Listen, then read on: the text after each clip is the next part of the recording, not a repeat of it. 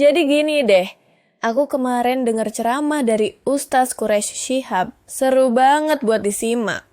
Dia cerita nih soal Nabi Muhammad. Ternyata segala langkah Nabi itu sudah diatur sama Allah.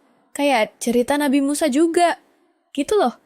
Dari kecil udah ada yang nurunin dan mengatur semuanya. Bahkan ibu Nabi Muhammad sampai dengar suara-suara gitu. Yang bilang bakal lahir anak istimewa, keren banget ya. Nah, banyak yang bilang juga kalau sebelum Nabi Muhammad itu lahir, agama Kristen, Yahudi, bahkan Buddha udah kenal sosok Nabi yang bakal datang, yang namanya Muhammad. Jadi, si ibu Sayyidah Aminah tuh percaya banget anaknya itu bakal jadi Nabi. Dan ternyata itu benar adanya. Terus Ustadz Quraisy juga bilang soal kesehatan Nabi yang katanya dulu sering sakit-sakitan tapi nggak mungkin kan. Kalau sakit berat sampai nggak bisa berperang, malah beliau kuat banget ikutan perang 19 kali. Itu juga semacam bukti kalau Nabi tuh kuat dan sehat walaupun ada penyakit turun-temurun dari ayahnya yang meninggal muda. Terus, soal kehidupan rumah tangganya.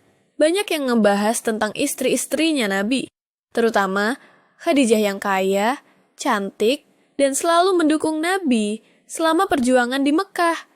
Jadi bukan sekadar katanya karena Abu Talib miskin, itu sih mitos aja ya.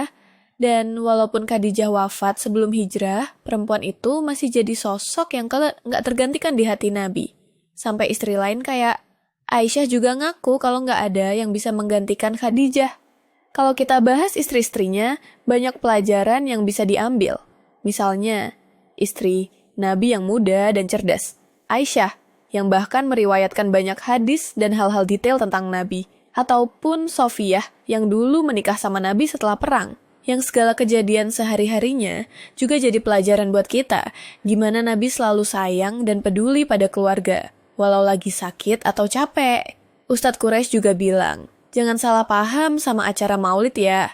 Dia nggak anti maulid kok, asal isinya benar dan nggak boros dalam pengelolaan dana. Karena itu acara buat kumpul dan belajar bareng tentang Nabi. Oh iya, soal lagu-lagu Islami juga dia jelasin. Katanya, nggak harus yang berbahasa Arab. Lagu dalam bahasa Indonesia atau bahasa lain yang isinya memuji Tuhan atau membangkitkan semangat juga, termasuk Islami.